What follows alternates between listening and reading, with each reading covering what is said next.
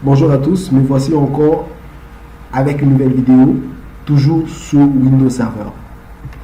Et aujourd'hui, on va devoir parler de l'équilibrage de charge réseau d'un serveur web. Internet Information Services, autrement appelé IIS, la version 8.5.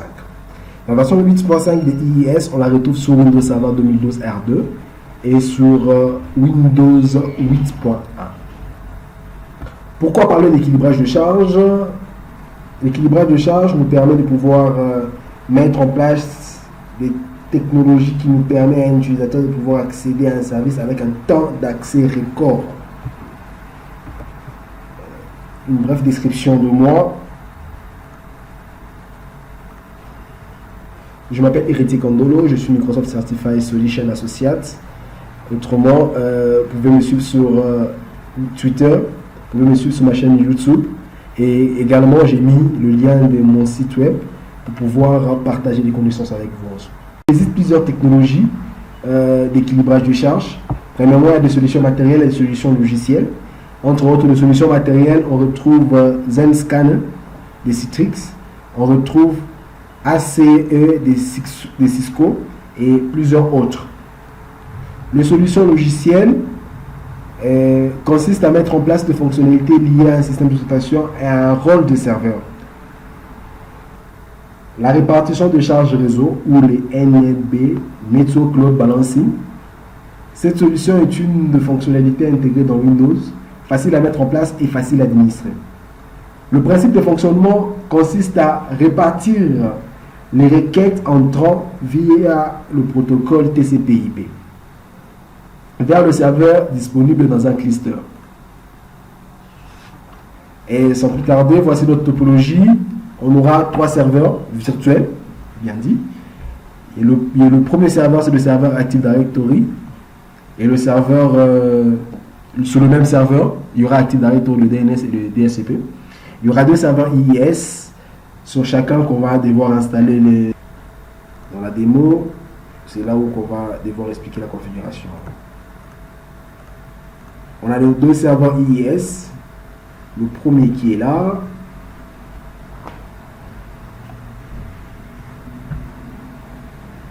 On fera un petit test de ping en premier d'abord, premier lieu.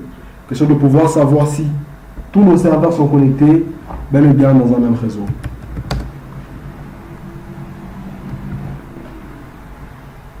C'est avec le SAMD, ça sera plus rapide que le PowerShell. Mon infrastructure virtuelle pèse trop. Ça, c'est l'adresse IP. C'est l'adresse IP du serveur Active Directory. On lance le deuxième pin pour le deuxième serveur IIS. Voilà, ça passe. Tout passe correctement. Et pour le serveur DNS, est-ce qu'il passe aussi? Tout est correct, les enregistrements sont parfaits. IIS 1, ça c'est pour le premier serveur IIS. IIS 2, c'est pour le deuxième serveur IIS. Voici ici, on retrouve les adresses IP de tous nos serveurs. Là, c'est pour le contrôleur de domaine qui a pour adresse IP 192.168.1.100. Le premier serveur IIS, il a 114. Deuxième, il a 115. On passe à l'installation de la fonctionnalité IIS sur le premier serveur IIS.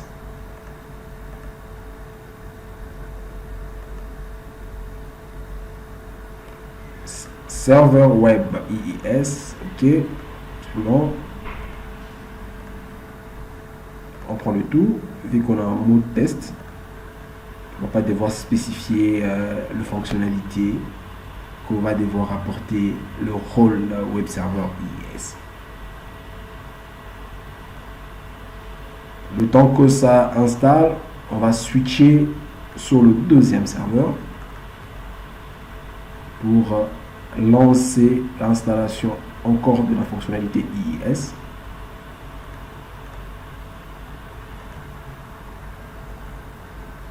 Serveur web IIS. On prend tout par défaut. Voilà, on rentre voir si le premier est fini. Ouais, voilà, il avance. Le temps que cela progresse, on va devoir faire des petits rappels dans la gestion de network balancing. La répartition de charges réseau, le network load balancing, a pour avantage la facilité de mettre en place, intégré dans Windows. Il est gratuit vu qu'il est intégré dans Windows. Et les clients, quand ils émettent les requêtes HTTP, ils émettent ces requêtes sur ou à travers l'adresse IP virtuelle qui sera attribuée au cluster. Et les clients, il n'a pas à savoir quelle est l'adresse IP de chaque serveur web. Et pour inconvénient, il est limité à 32 nœuds sur chaque cluster. Et Microsoft vous conseille à vous arrêter à 8 par cluster. Question de fonctionnalité ou question de stabilité. C'est bon, le premier serveur IIS vient de finir l'installation de la fonctionnalité IIS. On va tester si réellement cela fonctionne. On ouvre le gestionnaire IIS. Le site web par défaut, il fonctionne exactement. Non. On garde le site par défaut. On aura juste à faire un petit test. Bon, qu'est-ce qu'on va devoir faire? À présent, on va modifier le fichier index.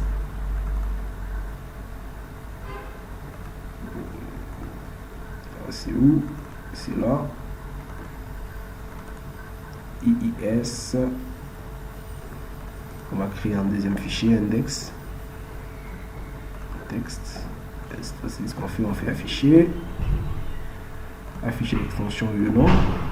C'est fait. On change le nom, on met index.html ou htm. C'est fait. Ce qu'on fait ensuite, on va l'ouvrir à bloc notes. On ne va pas perdre de temps. On va devoir copier tout le contenu. On le colle sur notre fichier index. Et dedans, on mettra une petite balise P. P pour dire paragraphe. Et paragraphe fermant, fermé, serveur IIS 1.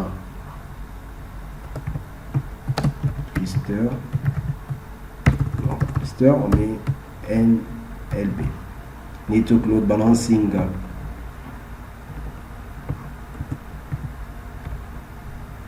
On met un grand H1.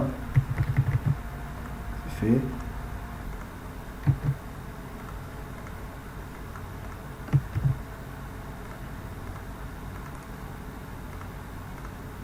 On va revoir tout ce qu'on a eu à modifier. Bon, c'est correct. L'adresse IP du premier serveur IIS. Ah, c'est fait. On revoit là, serveur IIS 1-NLB. Voilà, le deuxième serveur aussi est prêt. On va refaire la même manipulation que sur le premier. Pour gagner en temps, on va devoir directement attaquer le fichier à modifier. On crée un dossier. On met le tout dedans.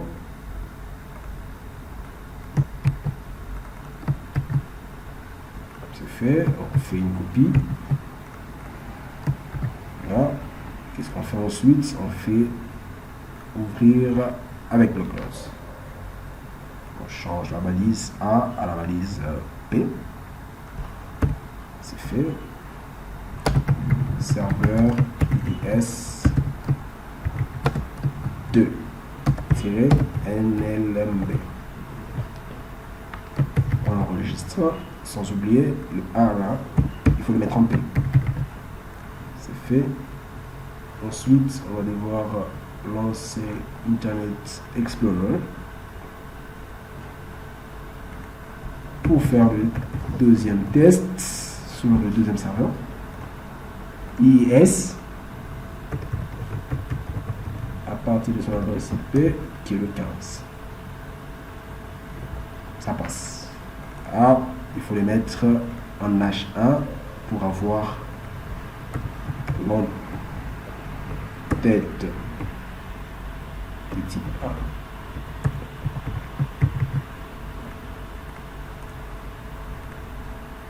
C'est fait.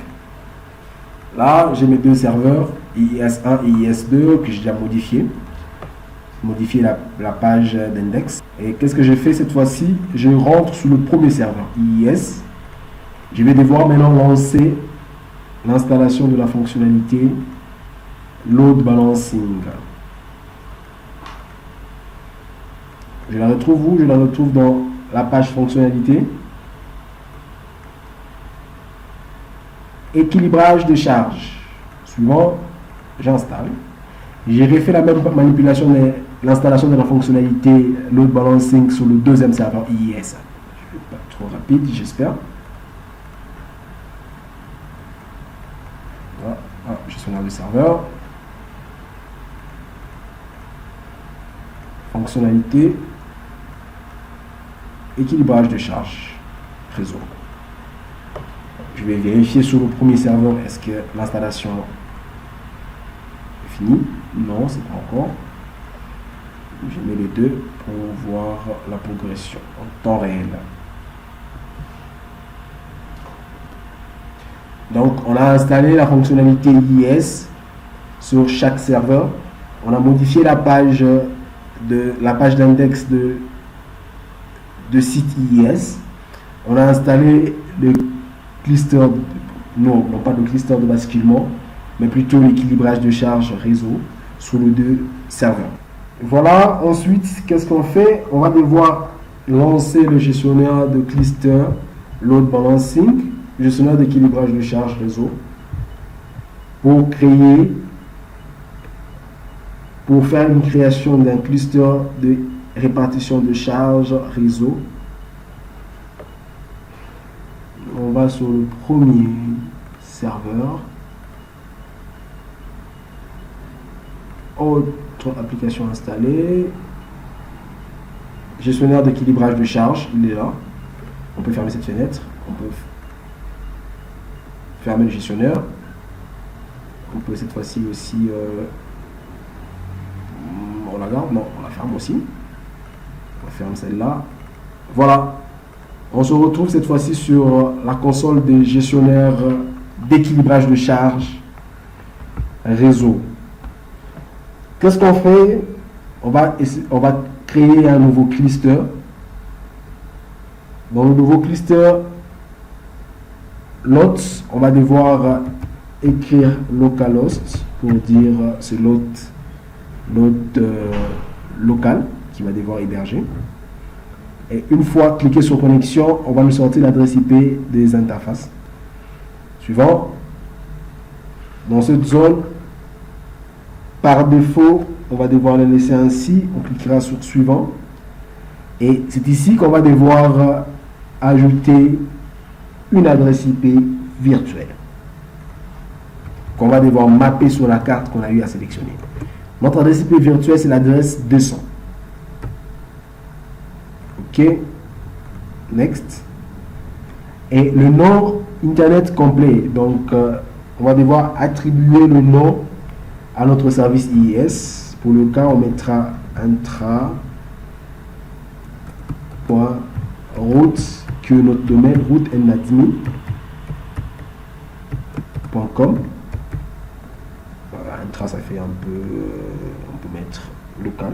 Non, on peut mettre intranet, c'est mieux. On va plutôt prendre la multidiffusion à la place au lieu de mono. On va prendre... Et ici, on va définir le règle de port.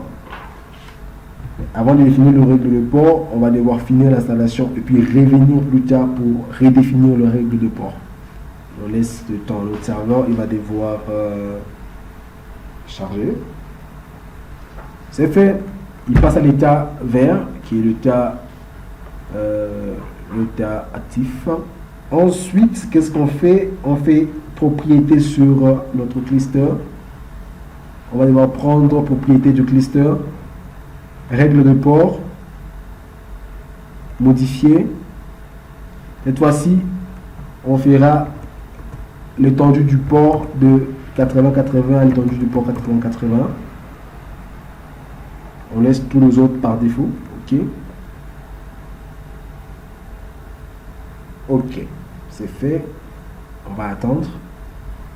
Une fois terminé, on va devoir ajouter un node dans le cluster. Ici, on tapera le nom du deuxième serveur IIS, IIS2, connexion. Et voilà, on nous ressort l'adresse IP du deuxième serveur IIS. Suivant, pour l'ajouter dans le cluster. Comme priorité, on donnera la priorité 2. OK. Une fois le temps qu'il ajoute, on va aller maintenant sur notre serveur DNS. DNS, on se log.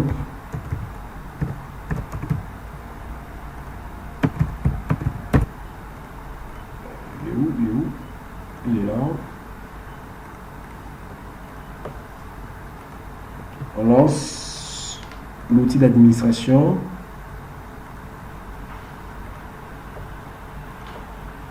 On va aller chercher plus rapidement. Ah, c'est fait. L'outil d'administration. On va lancer la console de gestionnaire DNS. On vérifie si l'ajout ouais, voilà, l'ajout est correct. Les deux sont actifs à travers cette adresse IP, qui est une adresse IP virtuelle. On peut d'abord faire les tests avec adresse IP avant de passer à l'enregistrement DNS. On lance Internet Explorer. Qu'est-ce qu'on fait cette fois-ci? On tape l'adresse IP virtuelle.